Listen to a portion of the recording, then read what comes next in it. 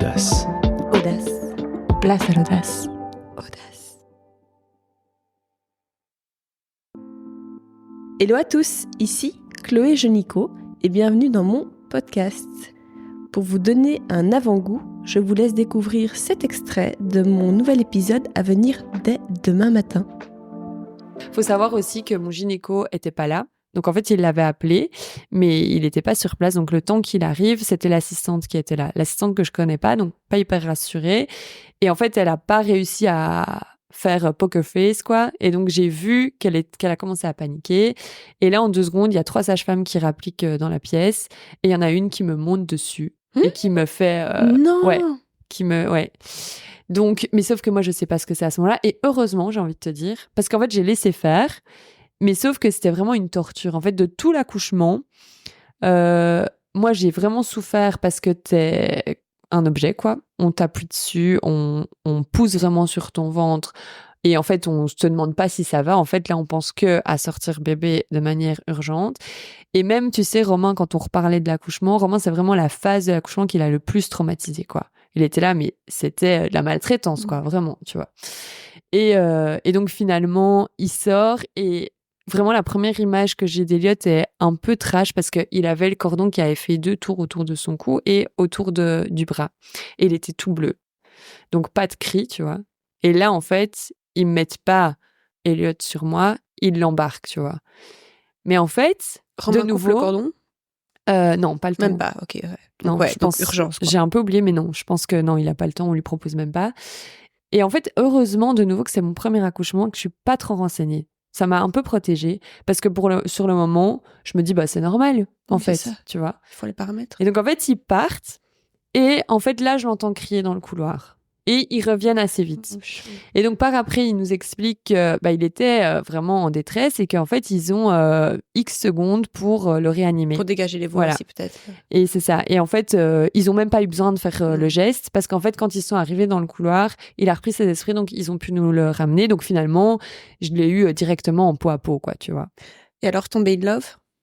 Moi, je suis vraiment de la team où j'ai accouché, je viens de souffrir là pendant 1 heure et tout le reste. Donc en fait, foutez-moi la paix. Donc en fait, je suis contente, il est là, mais juste, faut que je me remette de ça, tu vois. Mais je suis in love de Romain fois 1000 à ce moment-là. Je suis in love du moment et de la journée qu'on vient de passer, mais je suis pas encore tombée amoureuse de mon bébé. Clairement pas, tu vois.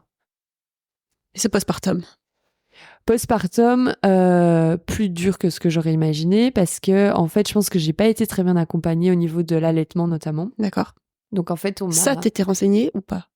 Non, parce qu'en fait, pour moi, tout se faisait de manière naturelle. J'avais lu un bouquin, mais entre, tu vois, la théorie et la pratique, il y a un gap. Donc, j'avais lu un bouquin et je pensais que ça m'aiderait beaucoup. Et au final, tu vois, j'ai dû positionner mon bébé pour toutes les tétées durant mon séjour à la maternité toute seule. On m'a globalement jamais aidée. Donc en fait, je l'ai toujours mal mis. Donc en fait, je me suis fait des crevasses de dingue directement. Et en fait, je suis jamais sortie de ça. Donc après, quand tu sors de la maternité, t'as une sage-femme qui vient, mais moi, elle venait pas tous les jours. Donc elle venait tous les 3 jours, je pense. Et en fait, à chaque fois, je disais, je vais arrêter, j'en peux plus, quoi. J'étais en souffrance. C'était vraiment une souffrance, moi, l'allaitement du début à la fin. Et elle me remotivait à chaque fois parce qu'elle me replaçait bien. Elle me disait, bah, tu vois, en fait, il t'aide très bien. Puis on avait été vérifié, tu vois, que tout était OK. On avait vu un ostéo. Il y avait pas de frein, il y avait rien. Donc, en fait, il était capable de téter et moi, j'avais ma montée de lait et tout. Donc, et il prenait du poids Et non, il perdait du poids. Mm. Et en fait, les tétés duraient 45 minutes. Donc en fait, il fallait que je le stimule tout le temps et tout. Mais tu vois, j'avais vraiment pas de notion en fait. Donc j'apprends tout à ce moment-là, essais erreurs. Et puis au final, moi, mes seins, ils trinquent. Et en fait, je tiens 3 mois comme ça. Et à la fin, avec vraiment des mastites toutes les 2 semaines. Enfin, c'était un enfer, quoi. Au point que Romain, il me voyait. Je me souviens que c'était un sujet d'embrouille d'ailleurs. Tout était nickel. On était sur notre petit nuage. La seule friction qu'on avait, c'était que... trop mignon en plus, c'était que moi j'étais obstinée, genre je veux allaiter. Et en fait, de temps en temps, quand il était à la sieste, du coup, je me faisais une sieste. Et en fait, il y a eu quelques fois où Romain m'a laissé dormir et lui a donné un bibi. Et en fait, je me réveillais, j'étais là, oh, j'ai trop bien dormi, je comprends pas. Et puis il me disait, oui, bah, t'as dormi genre 3 heures. Et je fais, oh, mais Elliot, il a pas mangé, enfin en panique, il me fait, je lui ai donné un bibi. Et là, je pétais un câble. Un bibi de ton lait? Non, parce que je tirais pas. Donc en fait, lui, il pensait bien faire. Ouais. Et donc moi, ça me rendait hystérique, Ouais, quoi. je serais J'étais comme là, toi. mais en fait, t'es en train de tout bousiller. Saboter. Donc déjà que je galère, mais en plus, si tu m'aides pas... Et en fait, lui, il voyait juste que j'étais au bout du rouleau. Donc en fait, il faisait ça pour bien faire, tu vois. Et mais sur le moment, vraiment, j'acceptais pas, tu vois. Je comprends. Ton corps, comment t'as vécu cette grossesse et puis ton postpartum? Et pareil, donc le postpartum, mon corps... Oh, là, j'avais du mal, tu vois. La grossesse, j'ai adoré. Vraiment, être enceinte, j'adorais. T'as pris du poids? J'ai pris combien finalement pour Elliot? J'ai pris 12 kilos. Oui, c'est rien. Ouais, je me T'es souviens. très mince. Mais j'ai vite pris du poids parce qu'en fait c'était le confinement, donc on se faisait plaisir et puis je me lâchais bien. Du coup, je me disais, t'es enceinte qu'une fois, donc fais-toi plaisir, quoi. Je me faisais des gros goûters tout le temps. Enfin, tu vois, le truc que je fais jamais. T'avais des cravings? Genre des trucs. Ah ouais. Bah, Nutella. Nutella? Ouais. Brioche Nutella. C'était mes goûters de base, quoi. Je te jure. Gros craquage.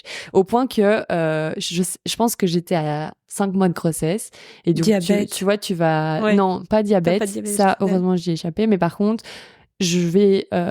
ton gynéco te pèse à chaque fois. Et là, il m'avait dit, va peut-être falloir se calmer parce qu'en fait, vous prenez un peu vite du poids.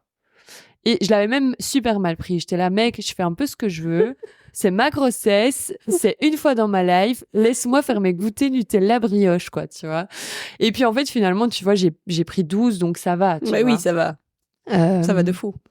Et donc, postpartum, le regard, ton corps, ce ventre vide, tout ça. Et ton périnée, finalement, il a trinqué ou pas? Cet extrait vous a plu? Pensez à vous abonner directement sur votre application de podcast préférée pour être sûr de ne pas le rater. À bientôt!